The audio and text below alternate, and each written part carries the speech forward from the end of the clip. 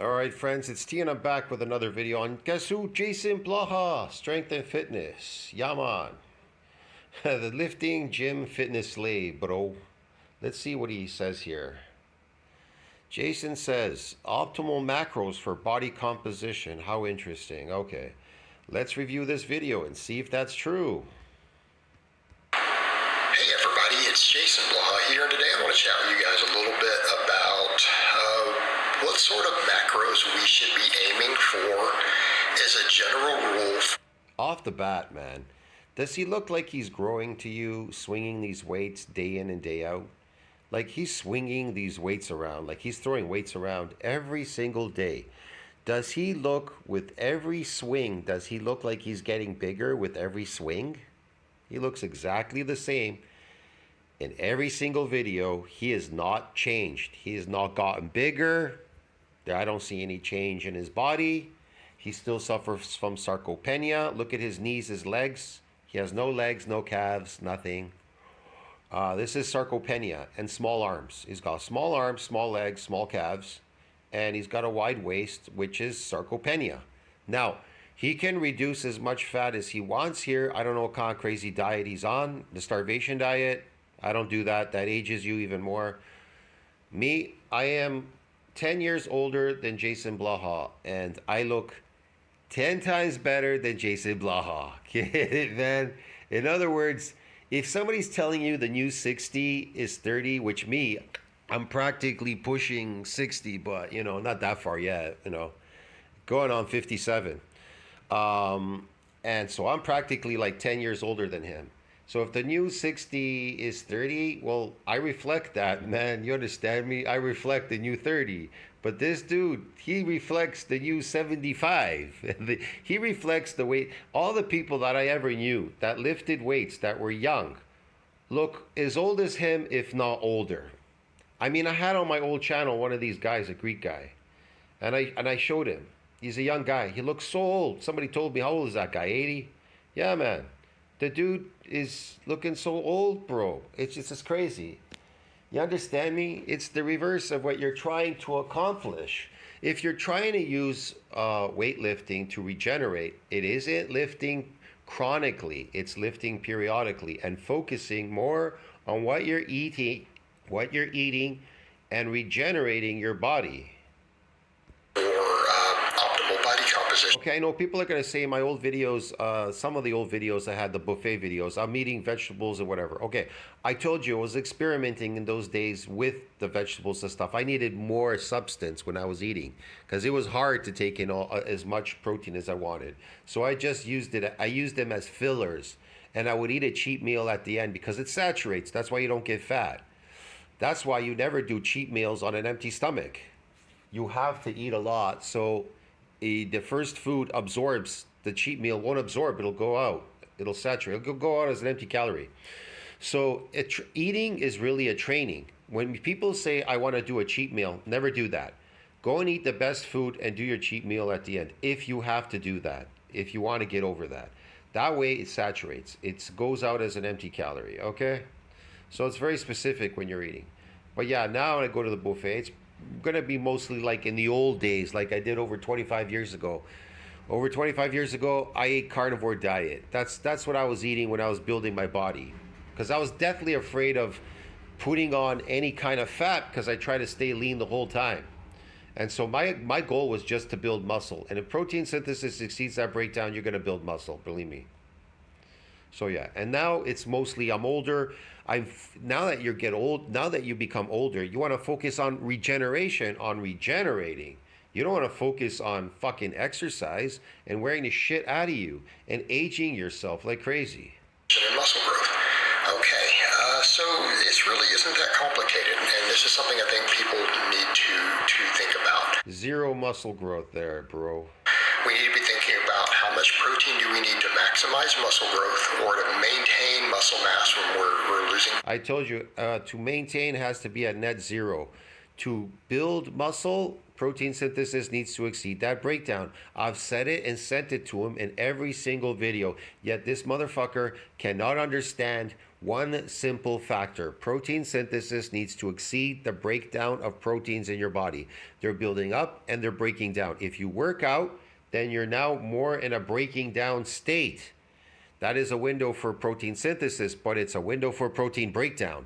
And so if it's a window for protein breakdown, it could last 24, 48 to 72 hours. So you have to be a moron to go keep working out. That's why people say, I'm shrinking instead of growing. You are shrinking because you're not replenishing that which you broke down. You understand me? So the most of the people that go to the gym, they're breaking proteins down and just restoring what they broke down. How stupid is that? See what I mean? You understand what I'm trying to explain to you? That's the reason why you want to be periodic, so you don't break down proteins. It's like this. If you want to grow these sarcoplasmic muscles, the same thing applies. Periodic lifting and focus more on sarcoplasmic, and you'll get these massive artificial phony muscles. If glycogen exceeds that breakdown, glycogen needs to exceed that breakdown. If there's a window and it keeps going for 24 to 48, 72 hours, that must mean that you don't need to go back to the gym. You need to focus on sarcoplasmic. Now, if that breakdown also goes longer for protein synthesis, the same thing. Protein synthesis needs to exceed that breakdown in the next 24, 48, 72 hours. Now, when it comes to muscle damage, well, blood levels are elevated and protein synthesis is extended for that entire week because it's going through a repair and a remodeling. It's totally different. Fat if we're in a deficit, and we need to be thinking in terms of what fats do we need for optimal health, insulin sensitivity. Really easy. What fats do you need? Animal fats. Eat as much as you can. If you can't just eat them off the bat the way they are, grind them up, and then, I don't know, if you have to fry them up with beef. Grind up the fat in a grinder, and then make like grounded beef, and just fry it up and eat it. Eat as much animal fat as you can. It's important. Vitamin absorption, all that. Okay? And I'm going to tell you, in the past, there was one time I used to eat. I remember they were selling these sausages, these beef or pork sausages. They were so cheap. You could buy a fleet for like, I don't know, $10. You could buy so many, like 20 or something. It was astronomically insane. 25 fucking sausages. So I would just eat crazy pork sausages all the time. And my friends kept saying, they're greasy. You're gonna get a heart attack or heart disease. Never got a heart attack. Never got heart disease or anything eating pork sausages, man. And I ate them like crazy because I didn't have time to cook anything. So I just kept eating these pork sausages all the time, man. Yeah. Outside of that, I want to be clear. It makes sense to fill the vast majority of your calories with carbohydrates beyond that. And in fact, you're going to... The truth is, I don't particularly like pork, man. Maybe because of what they eat. So I try to stick to beef. Beef is the best. If you want to look good, I'm talking about, if you want to look really good, beef is the best. And seafood. That's it. Gain muscle easier if you do so because of all the anabolic signaling, the insulin response, everything else. But let me briefly... Yeah, you do. Why that is. So for protein intake, the data is pretty conclusive. This has been studied over and over and over and over. We have tons of meta-analysis, and this is looking at, a lot of these analyses are looking at Olympic lifters, power lifters, competitive bodybuilders. So the people who you would think of who really we hear the most about optimizing protein intake has shown consistently that the muscle growth caps at around 1.5 grams per kilogram of body weight. And that's of mixed source protein. Now, muscle growth caps? No such thing. Muscle growth does not cap. It has an MND size limit for sure. The myofibrillar, it can only get so big. But what is that limit? See what I mean? You need to find out. You need to eat as much protein as you can, so suppress the breakdown to find out what that limit is. You'll notice that you won't be getting bigger eating like that amount of protein anymore. So what do you need to do? You need to injure the muscle fibers to get the progenitor cell to activate so it can donate its nuclei because they synthesize protein. That's what they do. And at the same time, you'll grow more muscle fibers because the cracks in the domes fill up. And depending on how massive that damage is, it may even create a second fiber based on the first one. So yeah, so 2 for 1, bro. but some studies show lower. Well, yeah, because if they use really high quality proteins, you can get away with less. What do we mean? Something like whey or egg whites or whatever. High quality protein, you can get away with less. All animal protein is high quality protein. What do you talk about? It is highly nutrient. That's what builds muscles. Nutrients and the protein, the amino acids, they build muscles. That's what they do. Yeah. But even if you're mostly plant-based or slightly... Look, I could tell you this. Forget about this plant-based stuff. If you were to eat raw meat, I'm not saying that you should go out and eat raw meat. I'm saying you can watch a lot of other YouTubers. They eat raw meat. They're not scared. There's a girl I put up sometimes in my comment section. She eats raw meat. But you guys are all scared to eat raw meat. Yet a chick can eat raw meat and raw organs and who knows what. I'm just saying, if you can't, maybe you can eat raw eggs. I'm not really sure. If you're such a pussy, you can't eat raw meat. But if you were to eat raw meat, some raw meat, you would notice your gains even better because you're kind of killing the water-soluble vitamins that are in the meat when you fry it. And then you get too much of this, fat-soluble vitamins. You don't want that. You want more of the water-soluble ones. They come in and they go out. That's the difference. Lower bioavailability proteins there. That is your upper threshold. Now, am I saying there are no metabolic? You can eat these, like, what is it? I showed it before. Saladino, he showed these videos on how to make these cocktails out of like raw liver. They're pretty good actually. I've tried it. Some people blend raw meat. Some people and they drink it. I don't know. You can make tartar. You could figure out how to prepare it. You can watch a guy on YouTube how they make it. You can make it yourself. Yeah, it's not that hard. Like benefits, or there can't be some benefits to protein overfeeding beyond this. No, I'm saying that can be helpful in some situations. I think particularly when you're trying to force feed protein for fat loss, protein overfeeding, there can be something to that. But if we're just pursuing... Look, I ate plants in the past, but I'm not doing that anymore because I was doing an experiment with fruit. Remember those fruit videos? And I can tell you that the fructose really had it in for me, man. That was probably the fructose. You can handle a certain amount of plants. You can eat them.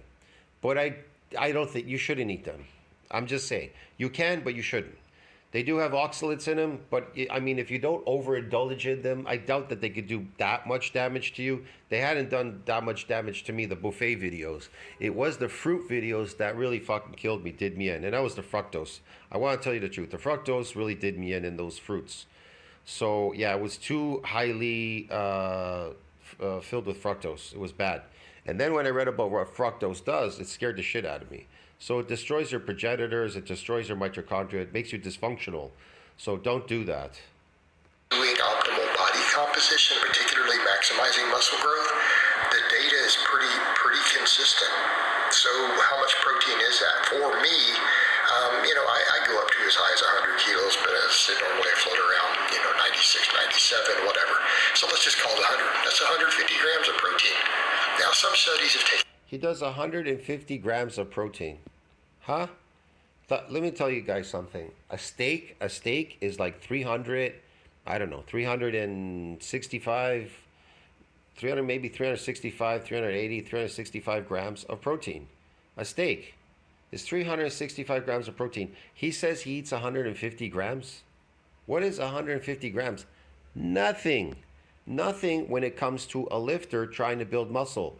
Now, if you're just trying to exercise and you want a protein turnover, replenish the protein that you lost there, yeah, eat 150. I don't know. Who cares? Who gives a shit, right? But you look like him, nothing. You look like shit. Now, if you truly want to build yourself up, then protein synthesis needs to exceed that breakdown. Then you can figure out what you want to do from then on out when you actually do build yourself huge and massive and strong. You understand me? But you're not going to build it with glycogen. He looks like a frail little old man here. Look at him. Frail old man, bro. That's what he is. Sorry about that. I got cut off there. So let's just call it 100. He looks like a frail old man there, like I said. Look at him with these man boobs. 150 grams of protein. Now, some studies have taken it up to 1.6. So what is that, a 160? Anything beyond that's just really calories, possible burn stuff through thermic effect. Again, that's the upper threshold. All right, what about fat intake? All right, the only fats we care about are polyunsaturated fats, and we need to be clear here. There are no essential saturated or monounsaturated fats. Okay, so when people start saying, well, we need a certain amount of saturated fat, or no, and I'm not saying there aren't some health benefits to monounsaturated fat. You need animal fat, period. Animal fat. That's what you need. I'm not saying there aren't some things associated with them oftentimes in those foods that are beneficial, but as far as the body having a need for it, it's just simply not true. Your body can make all of those. So in other words, like adding saturated fat to your diet beyond the calories has no benefit. It's just calories at that point. Like your body can make saturated fat out of other fats just fine. In fact, the human body's very good at making saturated fat. Okay. I wouldn't listen to him. Don't take his advice. What do you think most of our body fat is? In fact, saturated fat gets stored as body fat slightly more efficiently than other fats. It just does. It also can reduce insulin sensitivity. Okay, so if we're coming back over to maximizing body composition, we're not trying to add saturated fat unless you need it to get the calories you need. And again, there are people who do need it. No, you need it for energy purposes. Your mitochondria, the truth is, your mitochondria run better on animal fat than they do on carbohydrates. I'm not joking, man. It's the truth. The problem is you're not used to it because you've been eating these fake artificial diets. That's why. Do that. I'm not saying they don't exist. This Thursday, the first of... And again, there are people who do need to do that. I'm not saying they don't exist. There's a reason drinking a gallon of milk a day has worked for many hard gainers. I'm not saying it doesn't. But I love this one. Drink a gallon of milk a day. It helps for hard gainers. No, you guys reached an MND size limit, most likely. And so now you're drinking milk, trying to fill up your muscles with water. They've worked for hard gainers. They've worked for newbie gainers and genetic limit and hard gainer. There's no such thing. are we trying to maximize body composition? Well, we don't need to be adding calories that doesn't help contribute to muscle growth in some way. Either directly training fuel, which would be almost entirely carbohydrates. Absolutely not. There's people in the past never ate any carbohydrates, so-called sugar. Your mitochondria become dysfunctional after. That is, plants are drugs. Look, I'll explain this. Plants truly are drugs, okay? They're carbohydrate. It's an energy source. Cocaine is an energy source. Cocaine. It's made from plants. A good majority of these drugs made from plants are like speed. They give you energy. That's their job. That's what they do. To make you work harder. Caffeine, cocaine, whatever, I don't know. A bunch of these things, the carbohydrates, the rice and stuff, whatever. And they're filled with all these like toxins and shit and everything. It's all mixed up in there. You'll start to look like Blaha if you overindulge in those things. And I'm not joking, man. Believe me, the fructose shit really did me in. It did me in after a while. That's why I stopped doing it. But this shit will do you in, man. It'll do you in like him, like an old puppet. Reducing inflammation, improving insulin sensitivity. All right, polyunsaturated. Absolutely not. It'll give you inflammation and make you insulin. It can make you insulin resistant, these simple carbs. Saturated fats have been shown to improve insulin sensitivity and lower No, it hasn't. He's lying. inflammation the most, and that They probably exercised, so they became a little bit insulin sensitive. includes omega-6. And we need approximately Omega-6 is shit. You always are getting way too much omega-6. You need to focus more on omega-3. for optimal health, we seem to need around, and this is subject to a huge amount of debate, by the way. Huge amount of debate in the research because we don't have these numbers. I've seen it suggested that maybe around 20 grams, 15 to 20. I think on your own experience, you could figure it out yourself. You don't need these things, these so-called studies. Total grams are close to 20 of polyunsaturated fats. Now that might seem like a small amount to you realize that might be 40 or 50 grams of fat in your diet to even get it. And that's if you're picking sources high in it. I mean, sources that are high in these are maybe 40 to 50% polyunsaturated. Again, I use a lot of tofu for that right now. Okay, perfect example. All right. So beyond those two things, if, and I want to be very clear, if our goal is on junk carbs, I'm not telling you to eat refined fructose, which is any form of refined sugar. Don't do any fructose. Don't do any sugar. Maple sugar, hydrogenous corn syrup, even honey, those are all refined fruit. Don't do any sugar or fructose, man. It'll fucking make you dysfunctional. Fructose. That's not what I'm saying. I'm saying, talking about mostly whole food, largely whole foods. If our goal... This guy, eat whole foods. What are whole foods? I know. These ultra-processed, processed foods and these engineered fruits and vegetables. Oh, great. Okay. Is maximizing body composition. Why? Well, the thermic foods that have a large... I'm going to explain this in this video one more time. If you eat artificial food, there are laws in nature. When you go outside the law of nature, you break it. You as a carnivore. Really, we're carnivores. When we break the law of nature, we pay the consequences for that. That's what he's doing. He's paying for that. And so you will too. Trust me, I have as well. Because I broke the law of nature doing that. Insulinogenic response. However, we also need to be eating foods that improve insulin sensitivity in our muscle tissue the most. That's easy. The food that produces the most insulin sensitivity. You want to know what it is? Carnivore diet. It's natural food. Natural.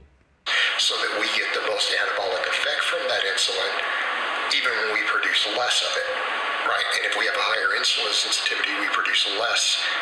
As you get older like him, you become insulin resistant as you get older, even protein resistant.